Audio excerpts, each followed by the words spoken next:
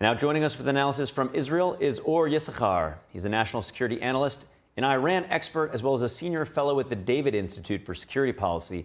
Or, thank you for joining us. Tell us what is happening on the ground in Israel, both in terms of safety on the streets as well as the reservist call-up to active duty.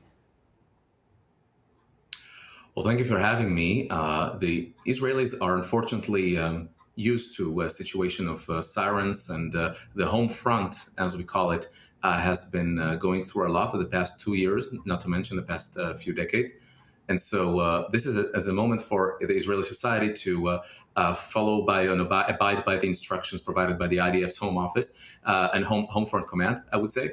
That would mean that Israelis, in fact, are going to seek shelter several dozen times per day, especially in central Israel, Jerusalem, and anywhere and on that front. Northern Israel also has been under fire by Hezbollah over the past 24 hours. And so the society as a whole is either mobilized or in safe shelters, and the population is requested not to stay away from shelter areas. There have been reportedly some tens of thousands of reservists called to duty, and I think the country is entering this campaign much more prepared than previous times. And Or, I do understand that you're actually traveling in Europe right now, but clearly very familiar with the situation back at home. What is daily? You say that Israelis are used to it, but they may go to the shelter many times per day. What is that type of life like? Is work, school, everything shut down, but people are generally with, their families? What is life like when it's in this particular situation and high alert? Yeah, first of all, you're right. I was caught being abroad as roughly 100,000 Israelis who were caught in the situation being abroad, and now some flights are being arranged for Israelis who are stuck overseas. And but indeed, in the past few years, we've had, including myself, many various occasions of sirens and emergency situations. And I highlighted the word "sadly."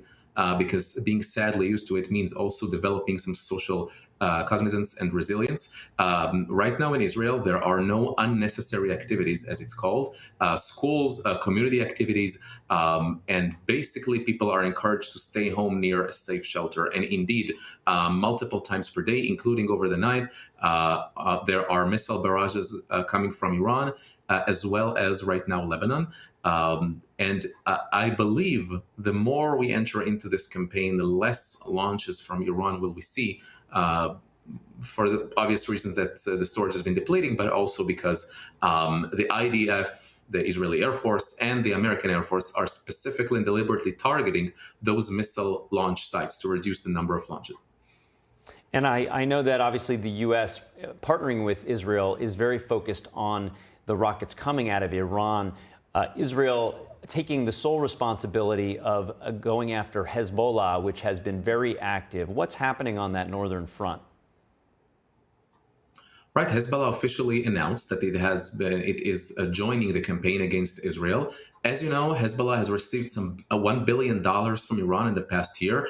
Ever since its foundation in the 1980s, Hezbollah has been an Iranian proxy and, in fact, built up its firepower to become one of the strongest militaries anywhere in the world.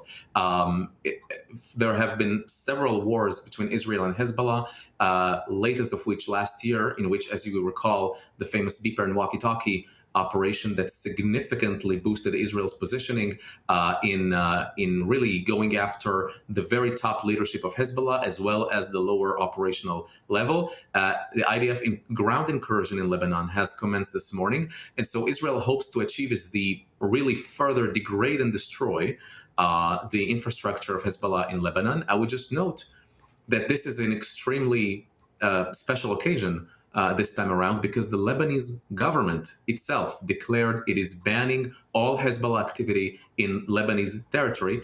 And in fact, quite a unique opportunity where Israel and Lebanon find themselves on the same page against Hezbollah and Iranian proxies. Can you explore that a little bit deeper? Because Hezbollah operating out of Lebanon for decades, as you point out, what is the Lebanese government betting on that they similar to what we see in South America, where the governments are taking a much stronger stance against cartel activity? What will happen? Well, I imagine that without Israeli and American support, the Lebanese government doesn't stand much chance, to be really honest, against Hezbollah. We all recall how Saad Hariri, the former prime minister of Lebanon, has been assassinated. Sorry, how Rafik Hariri has been assassinated by Hezbollah and the Syria's Bashar al-Assad regime, while his son fled the country in seeking refuge in Saudi Arabia, later to return.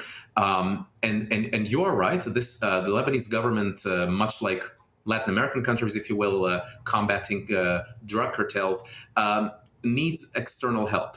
And it also requires, indeed, Israeli armed forces to intervene in Lebanon, deny capabilities from Hezbollah, but also American. And quite honestly, we would expect more French and European diplomatic intervention in assisting the Lebanese government against Hezbollah, rather than accusing Israel of causing regional escalation. This is quite their habit. But I believe it will all ultimately come down to the Lebanese people themselves. Much like the Iranian people, there cannot be a regime change in Iran without the consent of the Iranian people and their action. So is in Lebanon. Israel can only do so much in degrading and destroying Hezbollah capabilities, but it is only up to the Lebanese people to take them on. Well, we appreciate your analysis. Hope you get back from Europe back home to Israel safely. Or Yissachar, thanks for joining. Thank you so much.